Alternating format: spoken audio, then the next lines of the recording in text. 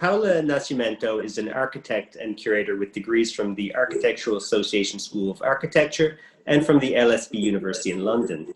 She's collaborated with architecture studios in Porto and in London before founding with Stefano Pansera Beyond Entropy Africa in 2011, a research-based collective network that operates in the fields of architecture, urbanism, visual arts, and geopolitics. Paula has also been a consultant on a variety of projects, including the Angola Pavilion for Expo Milano in 2015, and often collaborates with different artist institutions and collectives both on the continent and abroad. Paula curates the African galleries at Arco Lisbon 2019 and 2020, and is a founding member of Colectivo Pés Descalços, a Luanda-based multidisciplinary collective developing projects in the cultural field. Welcome, Paula. And I think probably just to start things going, we might just talk a little bit about a particular project that that certainly I recall quite vividly, which was the Angolan Pavilion in 2013 for the Venice Biennale International Art Exhibition. This was a show that you curated with the artist Edson Chagas, entitled Luanda Encyclopedic City. And I wonder if you could tell us a little bit, for those who haven't seen the exhibition, what precisely that entailed. What was the kind of format of the exhibition, and how was it kind of designed and laid out? Thank you, Chris. Now, this is, I think, that almost like a game changer project for me as well, because it marked also, let's say, an official start of my curatorial career, let's say. The exhibition was based around Edson Chagas' work. And Edson is a photographer based in Luanda, whose roots go from photojournalism to art photography, but has quite a particular way of approaching his subjects and cities as well. So he had been developing for a few years a project called Found Not Taken, in which he approaches abandoned objects within cities. So it's a little bit about the scattered junk that we find in cities. But Edson doesn't drive, so he walks, and he tends to collect these objects with him and then recontextualizing them within, finding new sites in the city, and then photographs them. And he had done that in a number of cities where he had lived, both in Europe and also in Africa. So the exhibition is centered around the work that he did in Luanda, and particularly on the downtown of Luanda, that is, the old city, historical city. But we also, there's a series of overlaps in design of the exhibition, because what we did is that we actually created posters with his work, 23 posters, and spread them around a very particular space, the Palazzo Chini in Venice, almost like a topography, a map of Luanda, but also in conversation with pieces that already existed in that space and that we couldn't touch. So in a way, we kind of also mimicked the process of working of the artist, not necessarily consciously initially, but allowed people then to sort of pick these posters and take them with them. So the idea really was that as we reached the end of these piles of posters, the exhibition would finish as well. So that's pretty much how it was constituted. But there's also something quite odd about the process, because we, both myself and Stefano, who co-curated with me, we come from an architectural background. So a lot of the exhibition design really came from the need to respond to very specific problems that we found working with that space, that had to do with the fact that there was a very small elevator in the building, so the size of the posters was the maximum that we could fit on that elevator, otherwise we'd have to take the cranes up the stairs. there were also issues with the amount of the weight that we could have in each of the rooms. There were 5, 6 rooms. So we kind of tried to calculate and balance how many cranes of photos we could have in each room. And then we organized them also according to some of the works that were in the room, which was an interesting collection as well, because it was a collection of 16th century artworks from Venice, and urban scenes, urban paintings as well. So the idea really was to create this parallel between what is Luanda in the 21st century versus, you know, Venice in the 16th century at the same time. And an interesting conversation, because there were obviously certain overlaps, I mean, lots of differences, but yeah, it was a dynamic exhibition, really, in that sense.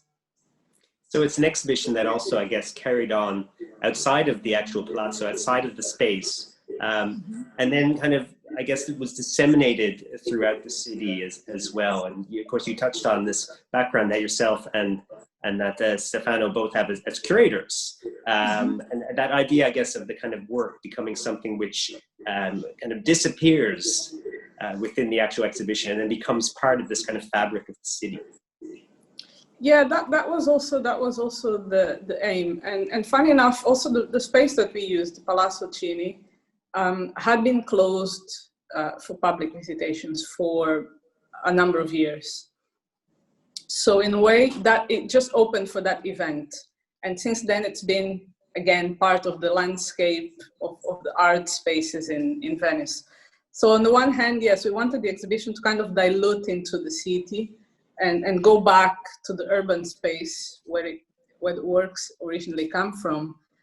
But at the same time, to kind of also activate a point in Venice that wasn't, that was somehow unknown to most of the visitors, and kind of became, now it's a visitation point again in the city. So it's, there is that relationship always with the works, with the fact that we were working with the city. I mean, the idea of the Luanda as an encyclopedic city also comes from trying to reflect a little bit the main theme of the biennial that was the encyclopedic palace. But sort of thinking about how really the only spaces that could have those qualities of encyclopedics, which I think that are always incomplete, are in a way cities, because of their dynamism, because of the overlap of things that happen, because they changed completely. They're always being actualized, transforming. So, but also this project comes also as a sort of a meditation that we had started working with City on 2 years before, with different approaches and different projects, particularly working with Luanda. So in a way that sort of condensed a level of research and of thinking about how these contemporary African cities are working and how we could engage with them, and particularly a city like Luanda that changes every day, basically.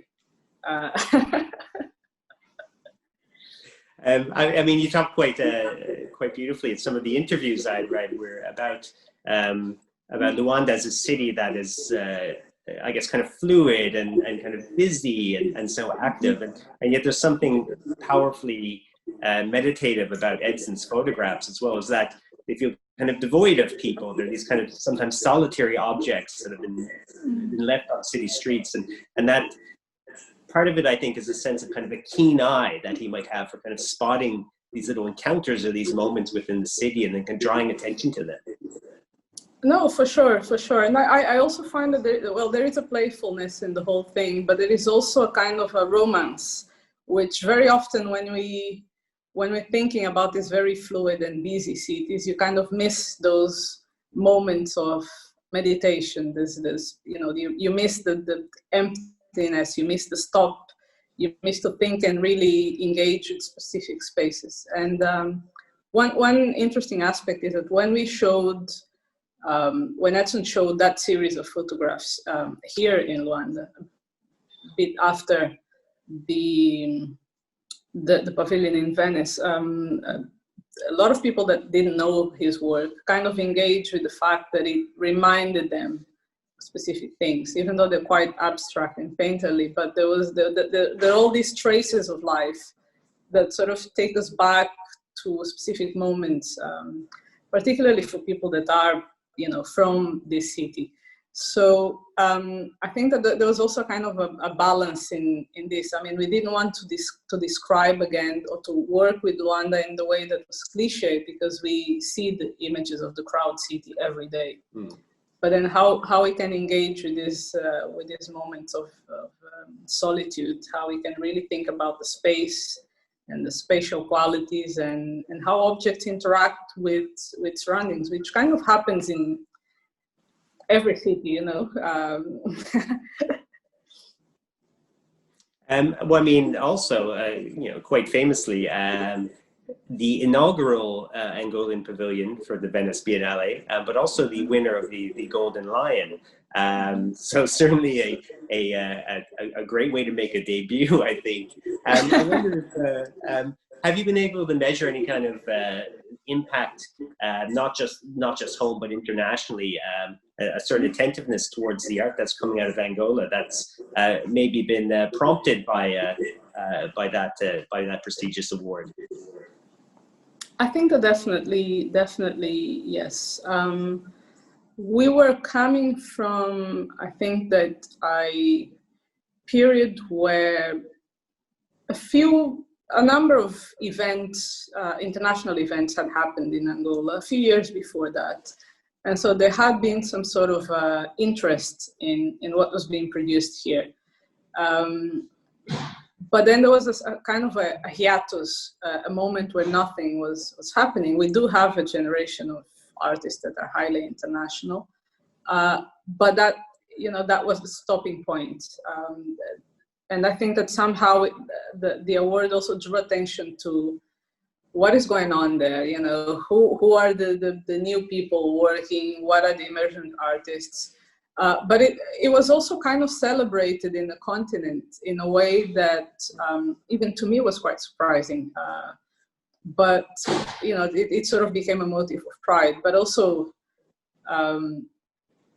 was also a motive for other countries to kind of engage with the biennial, with Venice, with the circuit of contemporary art. So I'm still sort of, I think that a few years from that, we can definitely measure some impact, but I'm still also kind of trying to understand how individuals, because sometimes, if I go to Ghana and I meet somebody, people receive me with, oh, the Golden Lion, our pride. It's a big deal. Or in South Africa. So yeah, it's a big thing. But I think that there was also this moment of sort of African pride, which I definitely enjoyed a lot. Yeah. And it felt quite married to the nature of his work as well. This kind of sense of the kind of dérivé, or this kind of psychogeographic kind of walk through the city, and that you would then also take these posters and you could compile your own encyclopedia through it. It's something you've talked about, that building off of that overall theme of the Biennale that year, the encyclopedic palace, and also the sense of the encyclopedic palace as this overall catalog of all the works of culture, of all the works of creation, and the inevitable incompleteness, I guess, of such a project.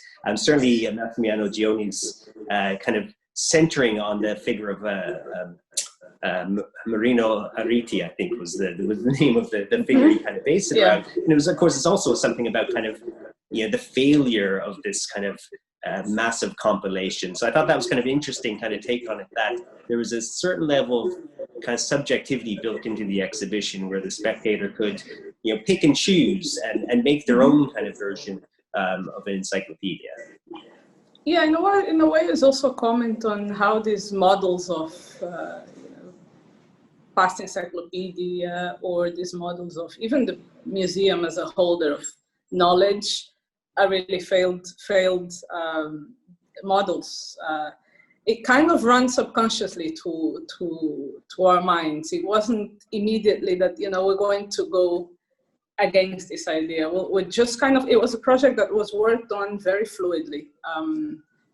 And a lot of these sort of layers of meaning and issues kind of started to come across from the decision-making process as well, which in some cases was very, very basic. Like I said, is, you know, we, for example, we didn't have a huge budget for communication. So it's, you know, it was a thought process. Okay, how are we going to make this somehow resonate? Nothing better than an exhibition that kind of spreads to the city, and people, we actually managed to catch on photos of people walking around with the cover, and then by word of mouth. So there were different layers of thought that I think that somehow kind of ended up condensing into a more complex project than we had initially thought, which was good because there was a lot of openness in the process. So it wasn't a, you know, curatorial statement, this is it, we're going to do this way. And I kind of evolved as we were working towards the opening of the biennial.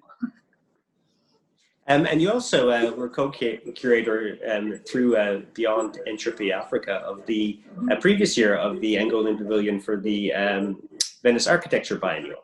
And I wonder if maybe you could tell us a little bit about, you know, this position you have as a curator and an architect. And maybe you could tell us a little bit how you became interested in curating contemporary art through that lens, and how this architectural background informs your approach to curating exhibitions. I would say that it was almost accidental, but in the sense that when we started Beyond Entropy, really, the idea was to discuss issues related to architecture, but through a sort of a wider lens than that of the traditional architect partitioning architecture. And also trying to escape a little bit the boundaries of the discipline. And I think that that's also a question that at the time I was coming back to Luanda and living here and starting to engage and understand the city, critique, but also, you know, take the best out of it. A number of questions as to really how one engages with a city as such, how as an architect we can operate in this type of city where everything's changing completely, where you have enormous problems to deal with, but at the same time the city seems to not collapse because of its density, because of its use, because of this transformation. So a lot of the reflective work that we started to do with Beyond Entropy was to find tools and languages to be able to understand those contexts and to intervene. And I think that in a way the curatorial kind of jumps into it as a way, again, to be able to research and to reflect, but to open up the scope of the research. So as Beyond Entropy, we always worked with 2 or 3 main topics that had to be interlinked. That was the geopolitical question, that was the urban question, and that was art, contemporary art. And even the more architectural projects had those aspects. The project that you mentioned before for the Pavilion of the Architectural Biennial was actually a testing ground for this whole collective of work, for this whole way of trying to think and engage with the city. At the time, we did workshops with students, and we engaged with some problematic, the peripheral neighborhoods. And one of the issues was to do also with representation. How do you, I mean, architects use drawing a lot, but sometimes the drawing could be, if it's just a typical architectural drawing, could, in a way for us it's a language, but there is a disjunction between the architectural conversation and then the public. So how do you then engage critically with these frictions? How do you engage with the everyday people? How do you draw transformation? And we very early decided as well that we couldn't just stick to, you know, come here, find a void, design a house or anything like it. And that collaboration with artists really opened up other fields of inquiry in a way, and a freedom that we, couldn't have if we were just doing traditional architectural projects. So as Beyond Entropy, we actually developed a series of projects that, some of them were curatorial based, some of them were just books or texts or manifestos. We never really fixed a format. So it was all part of an ongoing research. And in a way, the curating of shows kind of came into that. And it became just a dual conversation. Also my fascination with space and with how arts articulates, whether it's public space or the more enclosed and private spaces. And working with artists that were also, whose work was also sort of contributing to expand some of, my own or Stefano's field of research, of inquiry. So I don't really see any difference between any of those disciplines. I don't, for me, there's no difference between curating the architectural biennial and then curating for the art biennial. The rationale and the methodology was the same, basically. So I don't really see any difference between, there are differences, but in terms of design or the approach between curating for a book or curating for an exhibition that's going to happen. So we kind of just work transversely through, whatever disciplines or tools are available.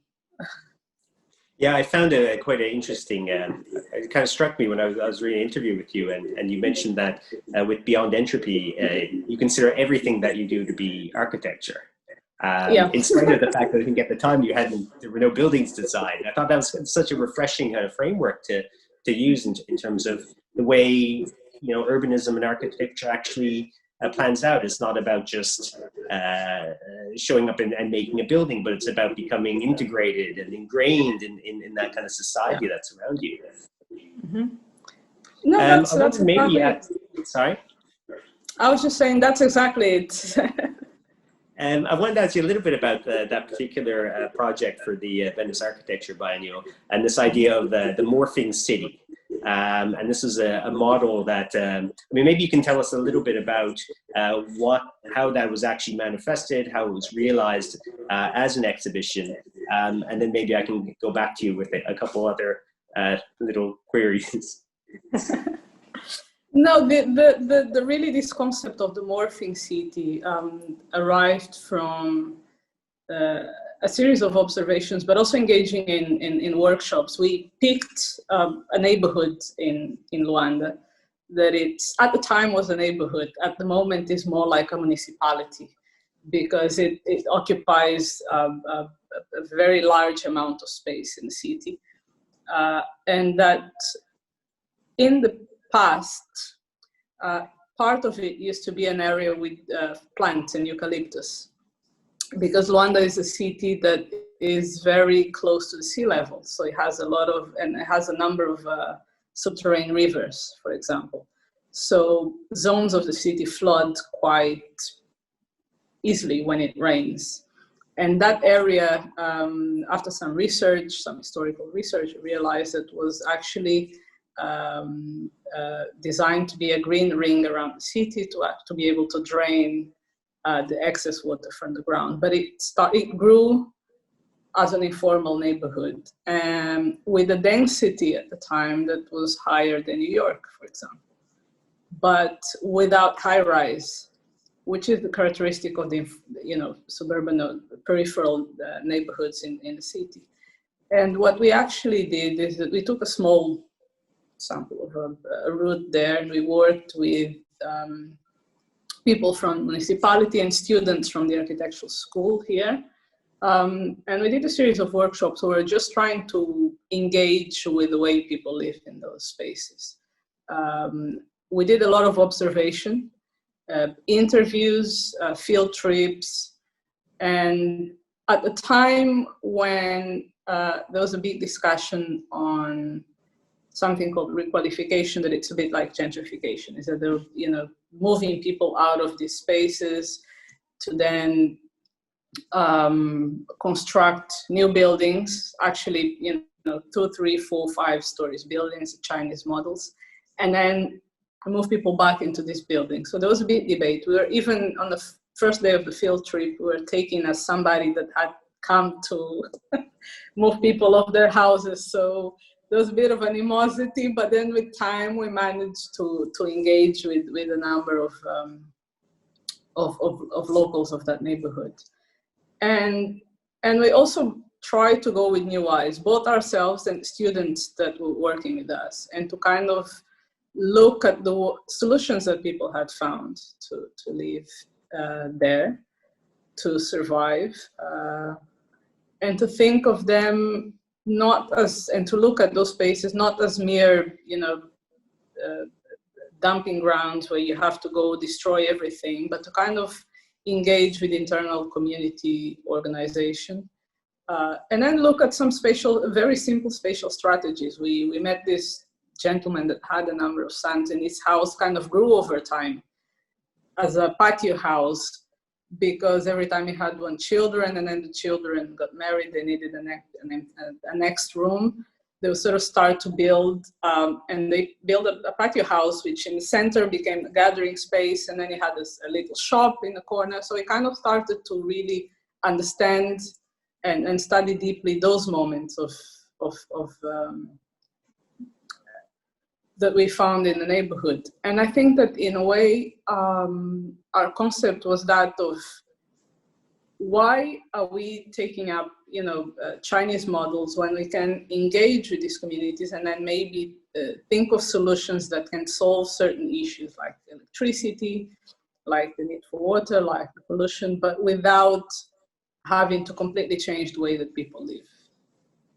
And in a way, that rationale of the morphing city is that also because we would pass by the same street every day, and every day there's something new happening. So at the end, what we came up with this was this prototype of urban intervention that really is a green belt again, but something that is not fixed, is mutable, and it's adaptable. But we were working with this particular plant that it's a type of bamboo cane that actually exists in the tropics as well, that has rhizomes rather than roots, and so it can filter water, but also because it grows very fast, you can cut it, and if it's incinerated, it can generate energy. So at a very sort of macro scale, we were proposing a design, an intervention that was actually to fill the voids and empty spaces with green, that people could then cut and sell the plants to incinerator facilities or whatever. But when we did the Venice, one of the aspects was then how to translate that into an installation that, we also didn't have a lot of resources. This was a project at the end that part of it was developed with the students, and then the other part was developed by three of us in the team. And initially, we thought of replicating that street and then filling it with plants and with the voids. That wasn't possible. So in a way, which was actually good, because at the end, all of these installations came out of a long process of, what is possible, what is not, how do we solve this and that, and engaging with the particular spaces we're working, where we did this prototype that was basically just plants. And what we did is that we monitored the growth of these plants over the period of the biennial, to kind of then calculate how, if in real time that would happen, how we could match the garden with a system of energy, producing energy for the space where that intervention would be done. We never actually managed to do a real prototype on site, because it's a project, and again, it's something that also came over time, touches upon an issue of land ownership as well. So it kind of became also a bit of a political statement in that sense, where you say, okay, if land is free, you know, we plant this, but everybody can benefit from it and everybody can use it. You know, it's not something that the state has full ownership over. But other than that, I think that the installation just kind of then created these beautiful spaces, because there was a soundscape and virtually a room full of constructed out of plants, which I know that then has sort of taken us in different directions in terms of thinking about materials, about how, you know, sort of futuristic visions of what architecture can be in specific contexts. So it's sort of moved a little bit also from that idea, but it's become something else. Well, I mean, it's fascinating to me that, and you gave away a little bit of a hint there when you talked about it being like a rhizome, as opposed to kind of a hierarchical kind of structure. This idea of kind of a network or something that permeates and filters through the city, and without kind of belaboring the point, this kind of grassroots moment as well, where you find your niche and then you build from there. Can you talk a little bit about this approach and how it pertains to, I guess, other projects or future projects that you've been working on with beyond entropy? I think that the concept of the rhizome really struck on many levels, in terms of design, in that sense of, you know, creating a model that it's adaptable, that it's malleable, but that is available to everybody. But also it's something that, it's a concept that I always go back to when I'm, for instance, writing or thinking about, you know, now we're in, you know, COVID area, and a lot of discussions have emerged on the problems that we have in, you know, particularly in our context in those cities. And the fact that the pandemic kind of highlighted those issues of sanitation, of whatever. So to me, it's also a way to think of alternative models of intervening and structuring the city that don't really rely on hierarchical powers. Is to kind of also have that approach where you engage citizens, because I think that very often, if you're in a city like Luanda or even Lagos or whatever, any problem that you want to solve within that city, you need to engage the people that surround that area, that live there. Otherwise, and very often the political powers don't act like this. It's about, you know, we're coming to do this, and then you should adapt or learn how to engage with whatever structure we're making. So to me, I always criticize these approaches in the way that I can, because I think that it's very much about the shift in also in our understanding of even the profession of architects, of urbanists. I don't believe anymore in the idea of this single genius that comes and thinks of something. So in a way, that sort of communal aspect of the project, and it not so much in the sense that, oh, we need to please everybody, but to kind of engage people in processes that will lead to improving their lives, or will lead to, you know, other reflections. And funny enough, I'm curating an exhibition that was due to open this year. It's going to open next year in France, in Bordeaux, whose title is Rhizome, again. But it's coming more from also the readings of Edouard Glissant, that it takes almost a complementary approach to rhizome than, you know, the French philosophy, but sort of addresses these different layers of identities of African artists that are not one, but sort of mutate and, you know, travel and are fluid. And the exhibition itself kind of spreads in the city. Now, with COVID problems, we're actually redesigning a few aspects of it. But yes, the initial idea was to kind of, the main site is again an historical site, because it's a bunker that was constructed during the World War II. But the idea was then to articulate the exhibition with different points of the city. So the bunker, it's at the edge of the city by the river in a working area, but how we can then communicate with museums that are in the center of the city and actually have people make this movement to enjoy whatever they're going to see. So you built in a certain amount of adaptability into the whole nature of the project. So of course, thinking ahead.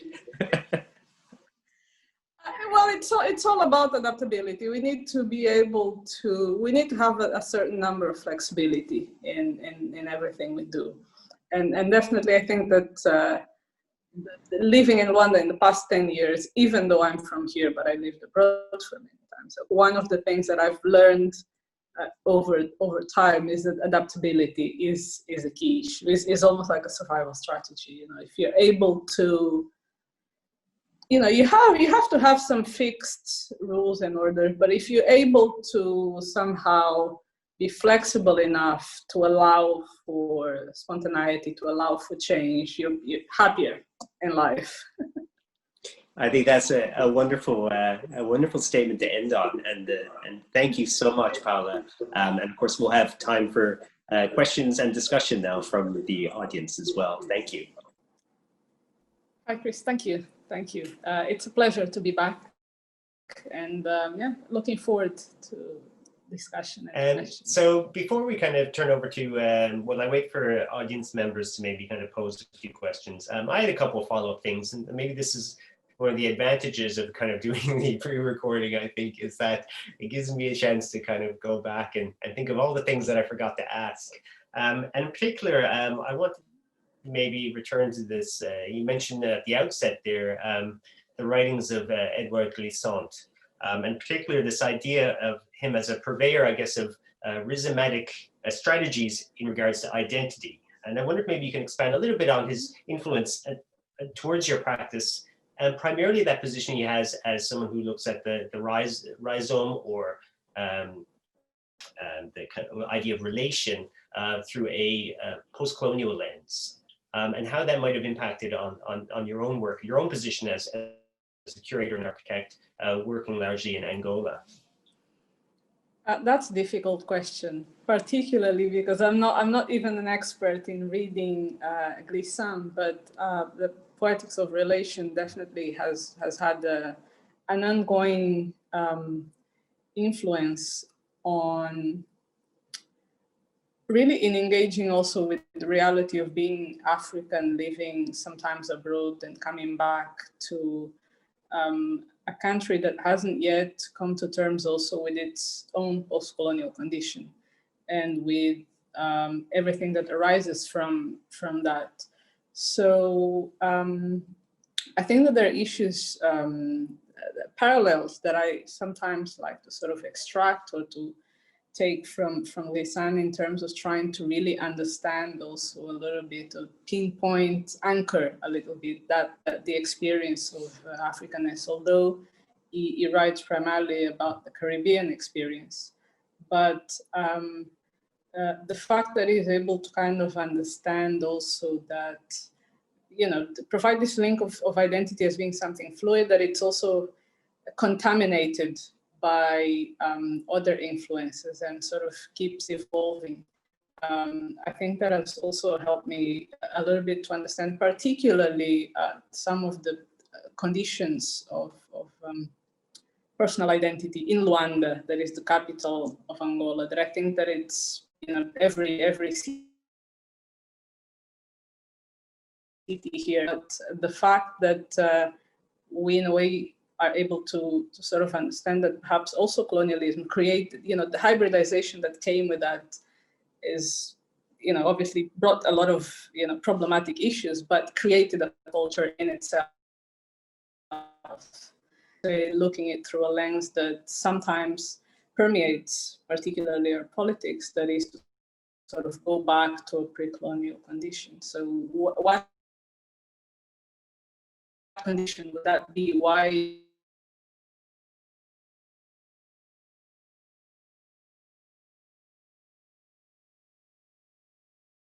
would have been better before. I mean, we don't know. It's not really about being better or worse, but it's about understanding those relationships that created things, created what we are. So I think that that's in a way perhaps the influence or the help that I've been taking from Glucksman's reading in relation also to my practice. I think that really to understand that things don't exist fixed. So again, it's not just identities, it's also how my artistic practice exists in relation to my architectural practice. So trying to really see everything at the same level rather than creating hierarchies between disciplines, between positions. I think that that's sort of helped me a little bit to navigate the difficult waters that we live in. I mean, certainly, it's funny you mentioned poetics of relation, and I know he does talk a little bit about this idea of the errant or the exile, and particularly, I guess, in relation to this figure who can kind of maybe escape or kind of take lines of flight away from this kind of hierarchical society or the kind of dominant narrative that you might have. And but also even kind of looking back on that stuff, it did make me think about that way, that exhibitions like the Edson Chigas one or like the rhizome one that you were speaking of for France, that they have this kind of sense of moving out. So almost like dislocating the exhibition outside of the gallery, outside of the museum, and then finding all these kind of hidden pathways or these kind of alternative routes through the cityscape. Yes, in a way, I think that what also most interests me, rather than the exhibition as a fixed entity, is the set of relations and discourses that are generated from that.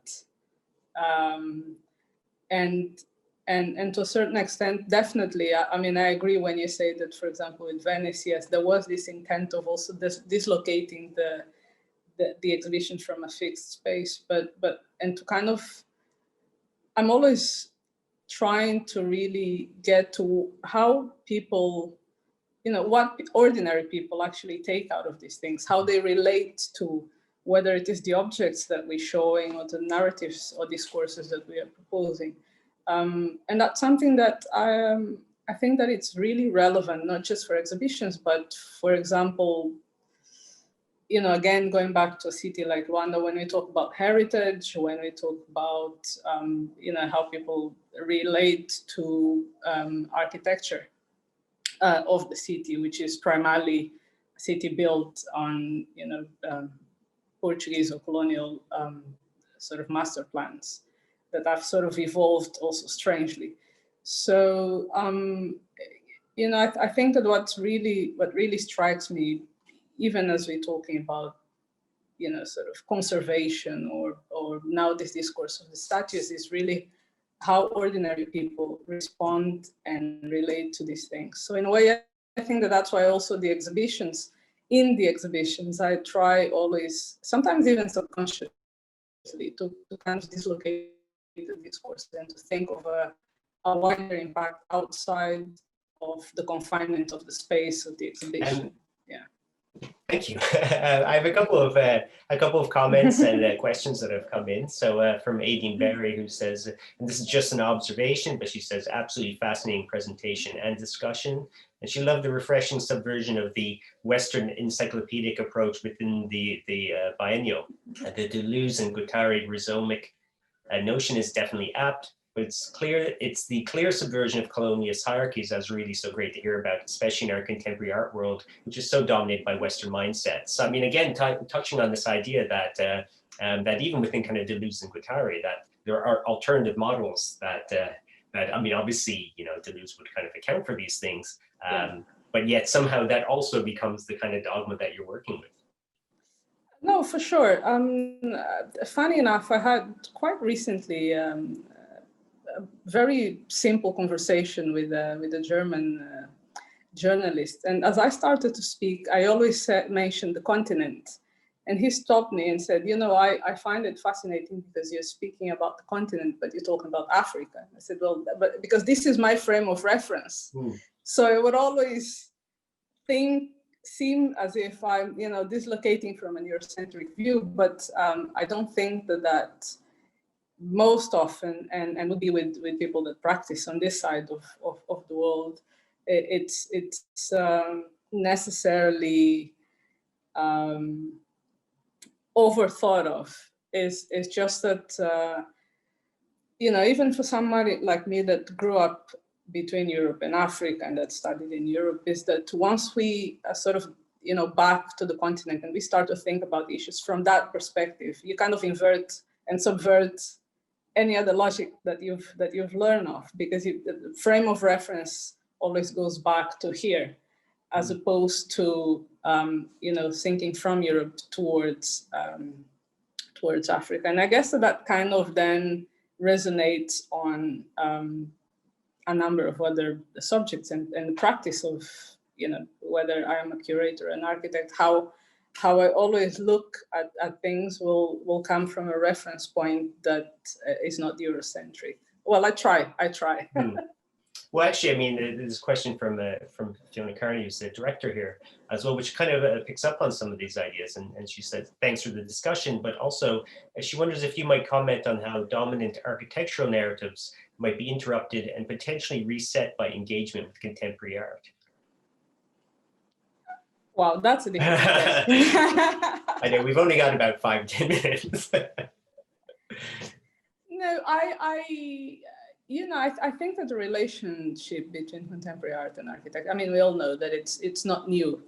And definitely what I think that has been happening is that there is a freedom in art that sometimes doesn't exist in architecture, traditional architecture. But I mean, there's this discussion of the expanded field of architecture, or what exactly is architecture beyond construction. And I think that the art has a big contribution on that as well, because at the end of the day, we're dealing with space, and the notions of space can expand and contract as we start to engage in, with different subjects. I mean, I studied architecture through cinema, for example.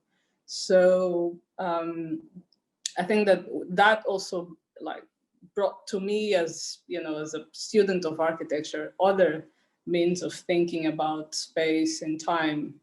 And I think that ultimately that's what architecture is also about. It's about this relationship between space, between time, and human interaction that happens in, amongst these things. So I'm not sure whether the contemporary art will sort of disrupt preconceived notions. I think that it has already done that.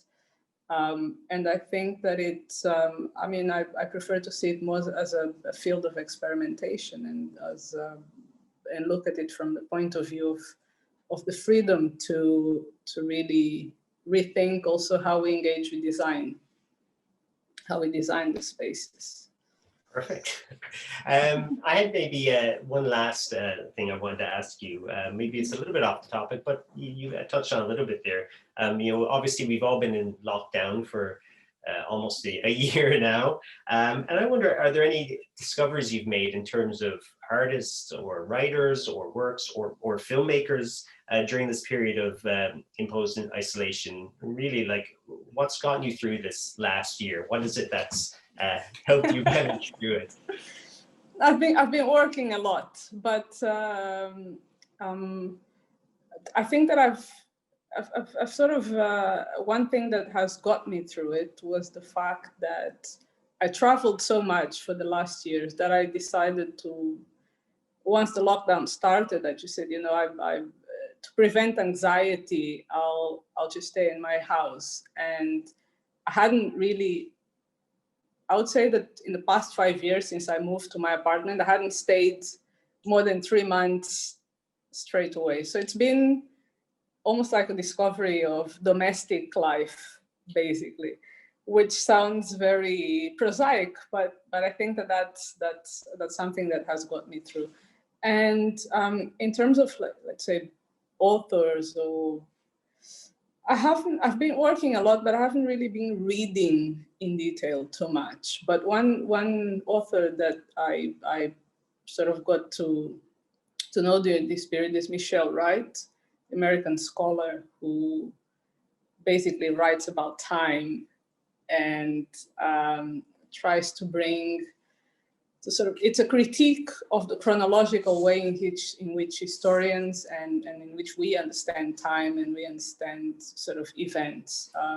She does that by criticizing, she's American, she's Black, she's queer, so she does that by criticizing the epistemologies of the Middle Passage and how the relationship between American diaspora and Africa is constructed in that narrative. So my interest in Michelle is more her relationship with how she presents these other alternative ways of thinking about time and through physics, which in a way, I think that sort of go back to what Beyond Entropy was trying to do, but it's definitely a good read. Terrific. I'm afraid we're at just at time. I know I had a couple other kind of comments there as well coming in, but certainly I just want to extend a very warm thanks to you again, Paula, for not just for the initial conversation, but for coming back and sharing some of your reflections. So thank you very much. As for our curatorial conversations, we'll be back next month. But in the meantime, as of next Monday, we have a live stream conversation between myself and the artist Jimmy Robert. So please join us for that as well. But once again, thank you very much, Paula Nascimento. Thank you. Thank you very much, Chris. It was my pleasure to be here and to have this wonderful conversation with you. Thanks. Thanks.